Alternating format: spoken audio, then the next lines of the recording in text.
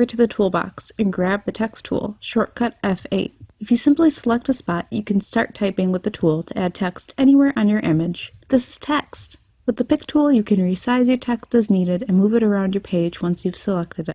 In the property bar, you can change the font to whatever is on your machine and compatible with CorelDraw X7. The drop-down menu will give you options in alphabetical order, as well as recent font choices you may have made. You can also change the size of the font in the drop-down menu, or enter in a number manually if it's larger, smaller, or not one of the default size choices. It's simple, straightforward, and similar to your average word processor's options. Go bold, italic, or underline your text if your chosen font allows for it. Using the text tool, select a rectangular area to create a bounding box in which to type. You can fill it in with assorted information as I'm doing here, or copy and paste whatever content you may need within the box. Let's quickly add some content so we can explore some of the paragraph options found in the text tool's property bar. You can go up to the property bar and choose a new paragraph alignment option. Currently, it's set to none. If you hit center, your text will be centered. If you hit right or left, your text will be aligned to the right or the left. Full justify and force justify are also options, allowing you to fill your paragraph box with wall-to-wall text. If we select bulleted list, shortcut Control M, each line break becomes a bullet point.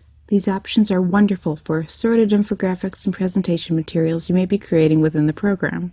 Other options include creating a drop cap for classy paragraphs and content layout, or opening up the text docker, which we'll cover more fully in Chapter 3 of this course when we explore commonly used dockers. Let's explore typing within and around an object. I'm going to use a callout shape from the perfect shapes explored in the previous lesson. Using the text tool, you'll notice that if you hover over the outline of the shape, edge appears in blue next to your cursor. Clicking this as a place to type allows you to add text around the edge of a shape. Try it out now and type with whatever words or nonsense you desire. Basically, you're typing on a path, that path being the outline of whatever object you had selected. Delete this text and hover over the shape near its edge, so you see a small A and B inside a box. This will allow you to type inside of the object's boundaries. Fill your object in whatever way you desire. With the boundary still selected, go to Text, Paragraph Text Frame, and select Insert Placeholder Text. Like magic, your box will be filled with placeholder Latin, ready for layout and design mockups, waiting for future content.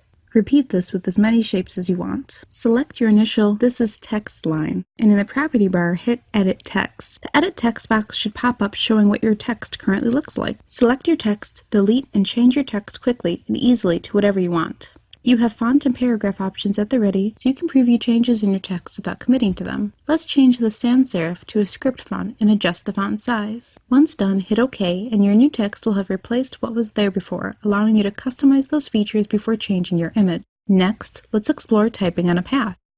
Using the pen tool, draw a simple curved line. Then grab the text tool and select the line so it says edge and you can type on it. Your text will follow the curve of the path perfectly. Let's fill it up. After all, typing text on a path is easy. In the property bar, you'll notice a drop-down menu that controls text orientation. Play with the options within the menu to get a feel for which each one does. You can also manually shift and move your text along the path to the left or to the right, or move it to the other side of the path if you prefer. While this isn't everything you can do with text in CorelDraw X7, it's quite a start in getting to know the program and adding various amount of type to